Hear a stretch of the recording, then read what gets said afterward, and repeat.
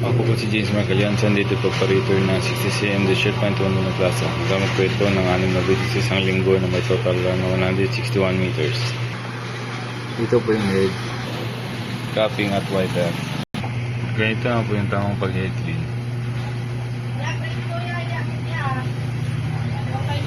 Tapos mag-head clean, panatili yung punasan ng capping,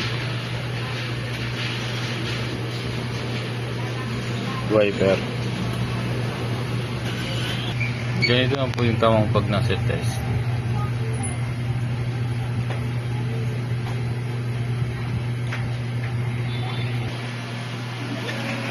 Buo na po siya. Ito yung waste tank, kakapalit lang ito ng Sabado. TBR. Ito naman yung ink tank niya sa tamang level naman po. Ito naman yung mga use at unused. Meron akong 8 white, 3 yellow, 3 black, 2 magenta, 3 cyan. White solution na 100 ml, 4, 1 liter 8.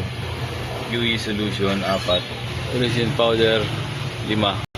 Detail film 6. Ito naman yung weekly physical inventory ng 60cm at 30cm. Pinagsama ko na po.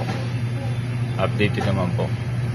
Ito naman yung consumable withdrawals ng 60cm sa buong isang linggo.